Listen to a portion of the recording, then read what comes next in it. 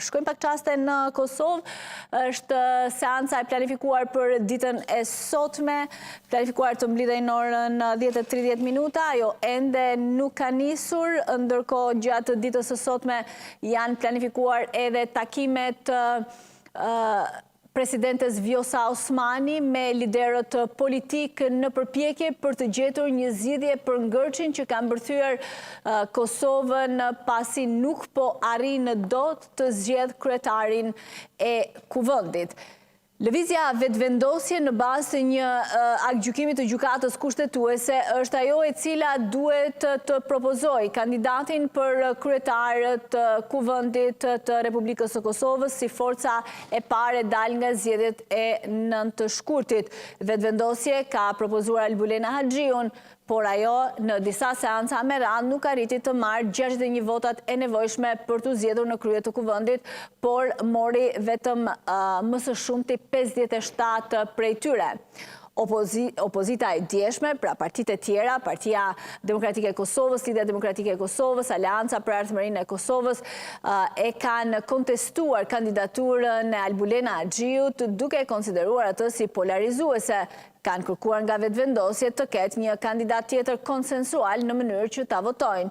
Vetëvendosja insiston në kandidaturën e Albulena Haxhiut. Më pas, ata vendosën që të ndryshojnë procedurën e votimit nga një votim i hapur, me të cilin nisi kjo legjislatur në një votim të mbyllur. Gjë që u kundërshtua nga ana e partive të tjera, të cilat thanë se kjo bie ndesh me kushtetutën, pasi seanca duhet të vazhdojë me të njëjtën procedurë që ka nisur fillimisht. Këtu ka mbetur dhe është bllokuar gjithçka. Për disa seanca me radhë ka dështuar zgjedhja e komisionit, e cila duhet të përbëhet nga përfaqësuesit të gjitha partive në parlament, në mënyrë që më pas të vijohet me votimin e fshehtë. Aleanca për Ardhmërinë e Kosovës, së bashku me votat e deputetëve të Partisë Demokratike dhe Lidhjes Demokratike të Kosovës, i është drejtuar gjykatës kushtetuese për interpretim lidhur me këtë çështje. Nëse mundet të ndryshohen procedurat e votimit në mes të një procesi dhe ato të bëhen në mënyrë të fshehtë apo jo. Ndërsa pritet që gjykata kushtetuese të ketë interpretim për këtë çështje. Në orën 13 nis konsultimet presidentja Osmani. Njohësit e politikës në Kosovë janë skeptik se do të arrihet të gjendet një zgjidhje.